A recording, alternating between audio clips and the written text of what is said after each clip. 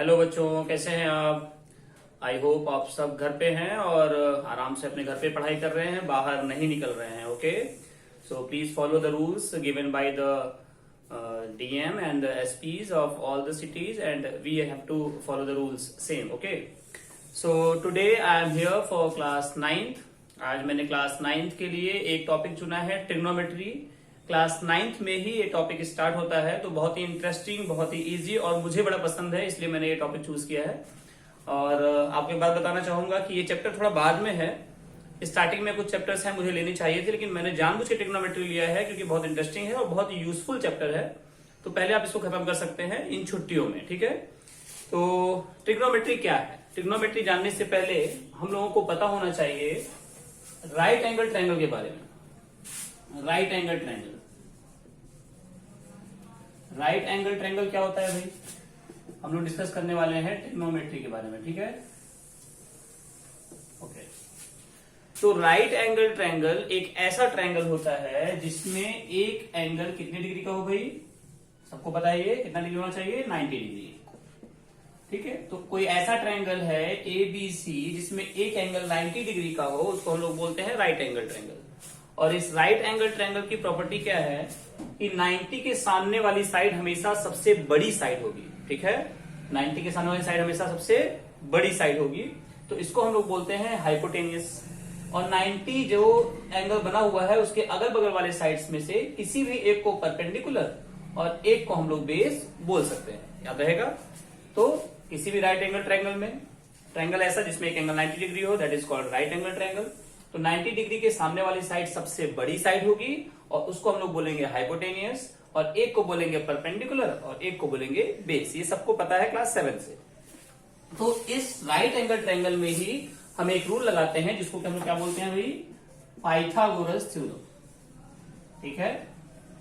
Pythagoras theorem क्या है सबको पता है, बस एक बार रिकॉल कर लेते हैं कि 90 के सामने जो साइड है हाइपोटेनियस, उसका स्क्वायर बाकी दोनों साइड्स के स्क्वायर के सम के इक्वल होता है, यानी hypotenuse square is equal to perpendicular square plus base square. ये आपको ट्रिग्नोमेट्री पढ़ने से पहले पता होना चाहिए, नहीं तो हम ट्रिग्नोमेट्री चैप्टर नहीं पढ़ सकते, ठीक है।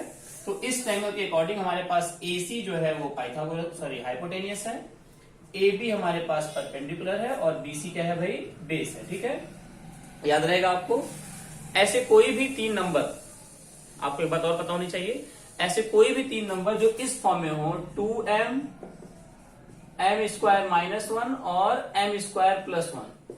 जरा ध्यान से देखिए मैं क्या बोल रहा हूं, ये 2m m स्क्वायर माइनस 1 और m स्क्वायर प्लस 1, ये 3 आप याद कर लें अगर, तो आप इस m की जगह पे कोई भी वैल्यू रखें 1 को छोड़ के, ठीक है, 1 नहीं, 1 से बड़ा, 2 के बाद कोई भी नंबर रखिए, आपको जो 3 नंबर्स मिलेंगे वो पाइथागोरियन ट्रिपलेट होंगे। जरा देखिए तो अगर हम m is equal to 2 put करें, ठीक है, तो 2m m स्क्वायर माइनस 1 और m स्क्वायर प्लस 1 है हमारे पास, तो 2m का मतलब हो जाएगा 2 2 जा 4, m स्क्वायर मीन्स 4 में से 1 गया 3, m स्क्वायर मीन्स 2 2 जा 4 प्लस 1 5। देखिए m की जगह 2 रखा हमने, तो 4 3 और 5, ये 4 3 और 5 को हम लोग बोलते हैं पाइथागोरियन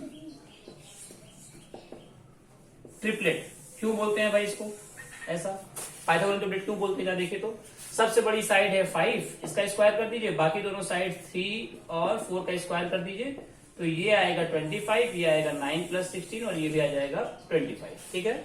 एक और एग्जांपल लेते हैं, इसी फॉर्मूले में रखते हैं, m की वैल्यू हम लोग 3 रखते हैं। अगर 3 रखते हैं तो 3 2 जा 6, 3 रखते हैं तो 3 3 जा 9 में से 1 गया 8, 3 3 जा 9 प्लस 1 10। अब देखिए हमारे पास एक और 3 नंबर्स का ग्रुप है जो कि पाइथागोरियन ट्रिपलेट है। कैसे, जरा देख लीजिए इसको, सबसे बड़े वाले साइड का स्क्वायर बाकी दोनों साइड के स्क्वायर के सम के इक्वल आ रहा होगा, तो ये पाइथागोरियन ट्रिपलेट है। 10 10 जा 100, 6 6 जा 36, 8 8 जा 64, इन दोनों को जोड़ेंगे तो 100, इन दोनों को जोड़ेंगे तो 100, ठीक है। तो मैंने आपको बताया पाइथागोरस थ्योरम क्या है।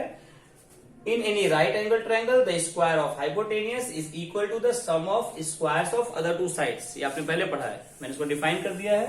किसी भी राइट एंगल ट्रायंगल में हाइपोटेनियस का जो स्क्वायर होगा वो परपेंडिकुलर स्क्वायर और बेस स्क्वायर के सम के इक्वल होगा।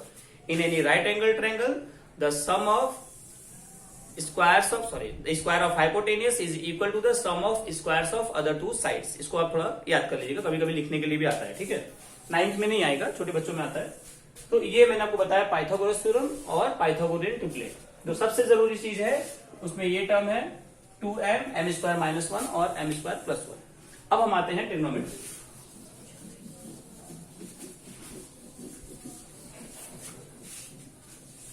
जब भी मैं कोई चैप्टर पढ़ाऊं यहाँ पे तो मैं आशा करता हूं कि आप एक रफ कॉपी और पेन लेके बैठे, आपके लिए बहुत इजी होगा वो समझने के लिए, ठीक है। हाँ, तो अब हम आते हैं ट्रिग्नोमेट्री पे। देखिए, trigonometry is all about triangles. जहां पे भी राइट एंगल ट्रायंगल होगा वहां पे आप ट्रिग्नोमेट्री के फॉर्मुलाज अप्लाई करेंगे। अभी केवल राइट एंगल ट्रायंगल के लिए, जब बड़ी क्लासेस में जाएंगे तो हर तरह के ट्रायंगल्स आपको मिलेंगे, उसको कन्वर्ट करेंगे फिलहाल, ठीक है। तो अगर आपके पास कोई भी राइट एंगल ट्रायंगल है, बहुत ध्यान से इस बात को नोटिस करिए, एक एंगल 90 डिग्री होगा ही होगा। अगर ये कोई ट्रायंगल है PQR, तो मैंने आपको बताया कि 90 के सामने वाला जो साइड होता है वो होता है हाइपोटेन्यूस, ये हाइपोटेन्यूस, और ये है आपका परपेंडिकुलर और ये है बेस, ठीक है। इसको आप PQR बोलिए या ABC बोलिए, बात है। अब जरा ध्यान से देखिए, हमारे पास ट्रिग्नोमेट्रिकल रेशियोज हैं 6। उनका नाम क्या है? एक का नाम है साइन, दूसरा है कॉस और तीसरा है टेन। इसको हम लोग किसी न किसी एंगल के साथ लिखते हैं, तो साइन थीटा, कॉस थीटा और टेन थीटा। ये 3 हमारे बेसिक ट्रिग्नोमेट्रिकल रेशियोज हैं। क्योंकि ये रेशियो है तो इनकी यूनिट होती नहीं है। और जो साइन है, देखिए वो क्या होता है, वो होता है परपेंडिकुलर अपॉन हाइपोटेनियस, कॉस होता है बेस अपॉन हाइपोटेनियस, और टेन होता है परपेंडिकुलर अपॉन बेस, ठीक है।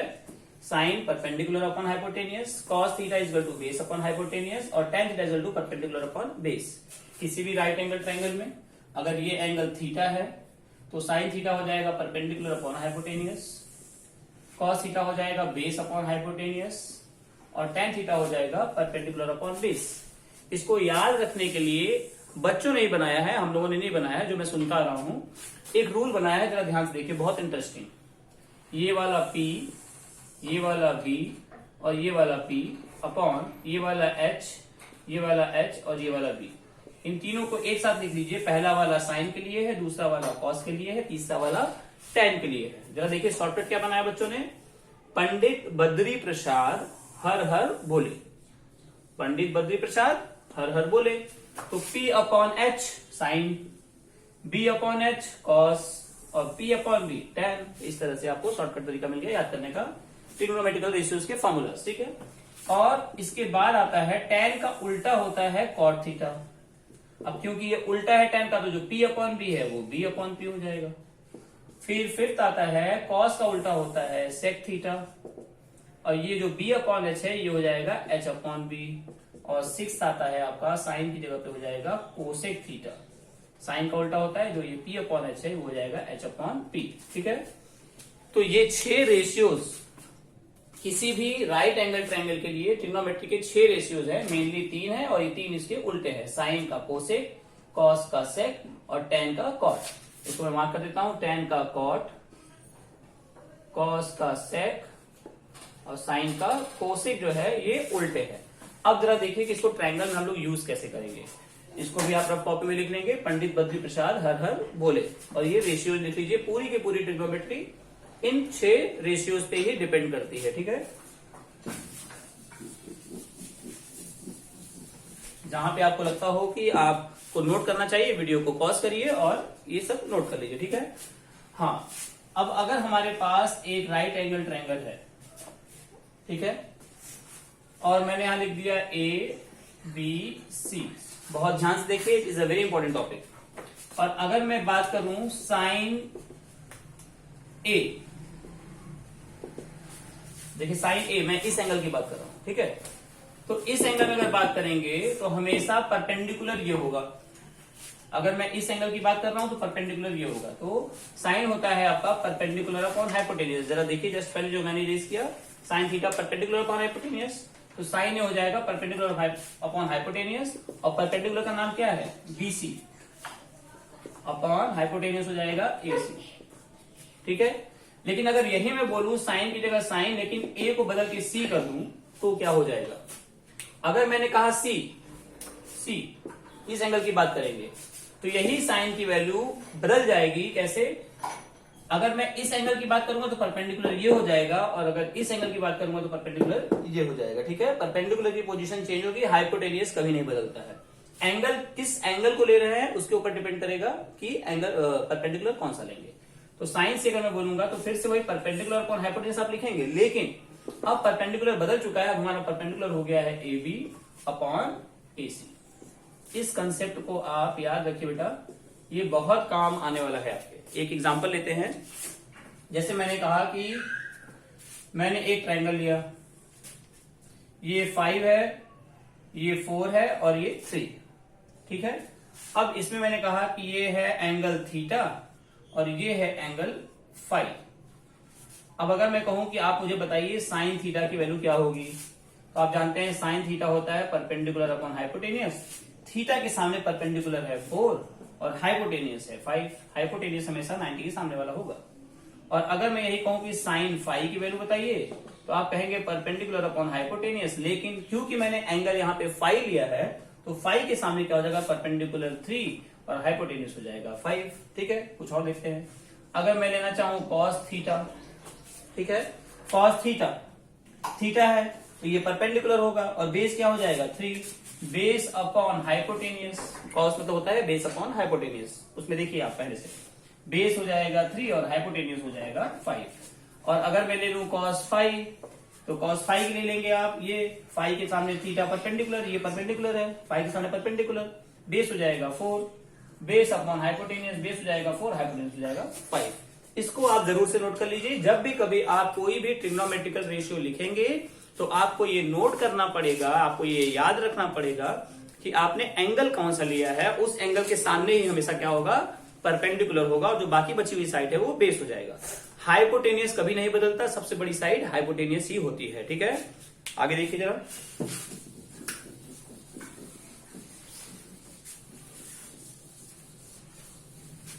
चलिए एक क्वेश्चन लेते हैं एग्जांपल में। अगर हमारे पास गिवन है sine A is equal to 3/5, ठीक है, या कह देते हैं 8/10, ये आपको गिवन है और हमें सारे के सारे ट्रिग्नोमेट्रिकल रेशियोज बताने हैं। बहुत खास एग्जांपल, इजी एग्जांपल, और इसके बेसिस पे ही आपका फर्स्ट एक्सरसाइज है ट्रिग्नोमेट्री का आपके बुक का। ठीक है, तो अगर sine A is equal to 8/10, तो हम सब जानते हैं कि साइन थीटा होता है परपेंडिकुलर अपॉन हाइपोटेनियस।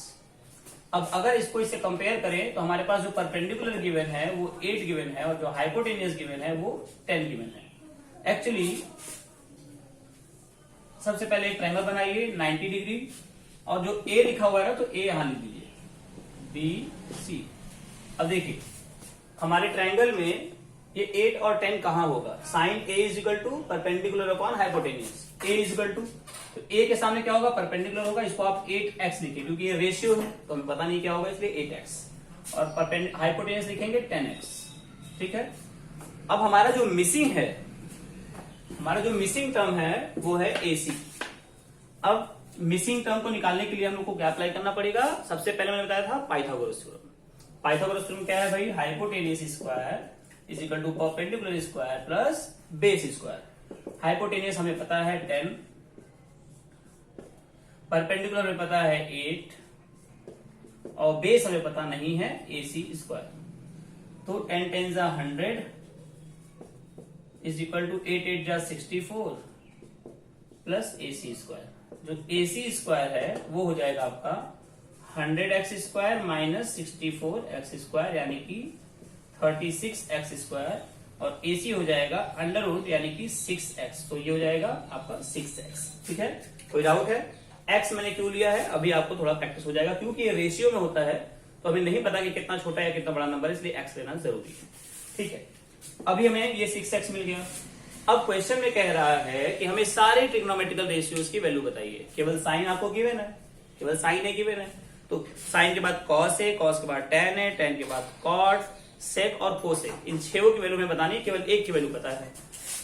तो साइन आपको पता है, साइन ए पता है आपको 8/10, कॉस ए हमें चाहिए, टेन ए हमें चाहिए, और कॉट ए भी हमें चाहिए, सेक ए भी हमें चाहिए, और कोसेक ए भी हमें चाहिए।